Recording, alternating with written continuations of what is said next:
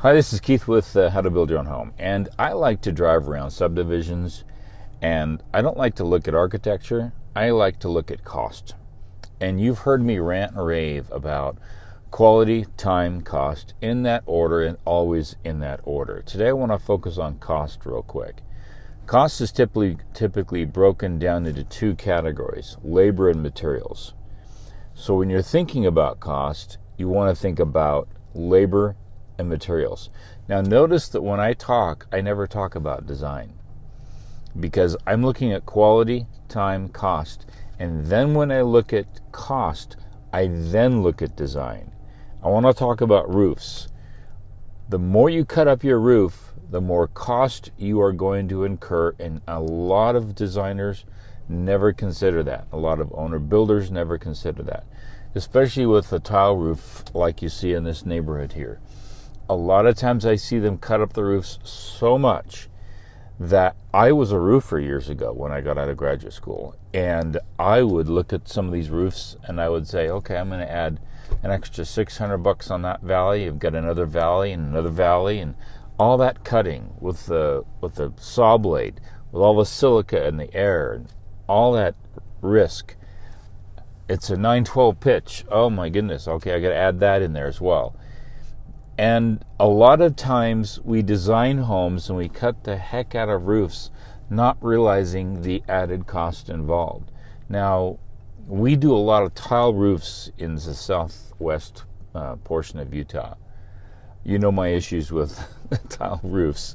It's like putting concrete sidewalk on your house, and it's a thermal mass, and it's sucking up all that heat until about 2 o'clock in the morning, when it might start to radiate that back out in the atmosphere. It's just one of the worst products you can put on your roof.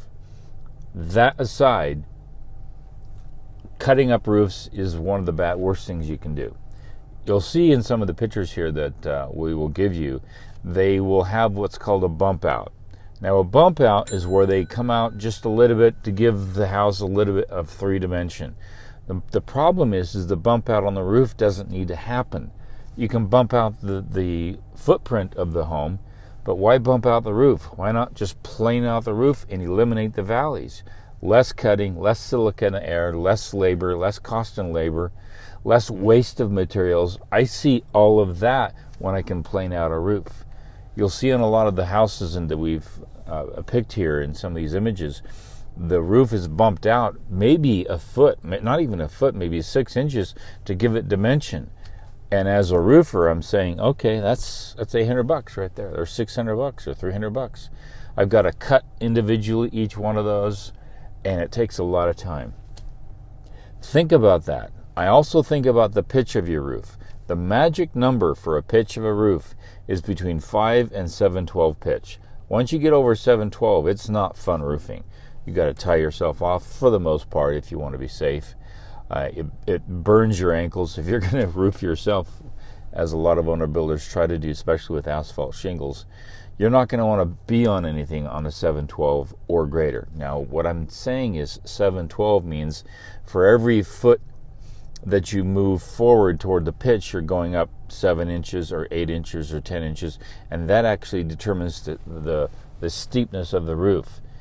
712, 612, 512, it starts to get shallower as you go lower in the number. But if you go 812, 912, 1012, or 1212, like a big huge A-frame, that's not fun to roof. I like to be right around a 712 pitch. If you're going to roof it yourself or an asphalt shingle roof, you want to stay 712 and below, not lower than 412. It gets to be a little too shallow, and you need that runoff, especially for snow and whatnot. And I see people design 8, 9, 10, 12 roofs all the time with all kinds of valleys, crickets and dead valleys. Crickets and dead valleys are where the roof planes in like this into another roof, and it's kind of flat, and you've got the potential for water and ice and snow buildup. You see that in a lot of places. Hopefully we'll give you a couple pictures of those as well. So think about cost. Know that when you cut up a roof because you want it to look this way, you're incurring a cost. I would rather put that added cost into higher quality heating and air, saving some efficiency, saving on my utilities. I'd rather put it in actual square footage. I'd rather actually put it in a better roof than this type of roof.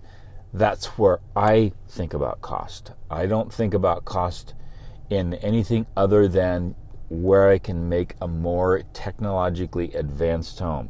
If you want to put all your cost into design, that's fine, but you're going to pay for it. And then you end up cutting in a lot of places. And doing a simple bump out that's barely a foot, to me, that's not the value that you want to look at. And there's a cost incurred there. Plan it out. There's some roofs around this neighborhood that we can show you. But quality, time, cost. Cost is broken into two categories, labor and materials. And when you design something, think about the added labor it's going to take and think about the added wasted materials you're creating. If you're going to create a really energy conscientious home, are you going to create a lot of waste because you're going to cut up that roof? It's going to require a lot more valley metal. It's going to require a lot more labor, a lot of stuff like that.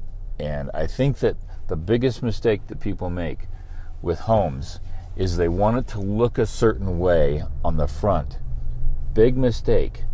Design your floor plan first and let your roof be simple. Make your floor plan dynamic. Make your living dynamic. But don't try to make your roof dynamic. That's a cost you don't need to incur. Anyway, this is Keith Kelch with How to Build Your Own Home. This is a weekly bonus. I typically go out into the neighborhood. I live in a very high construction area. I'll show you stuff, sneak into some builds and look at stuff and show you what I find. But watch your roofs.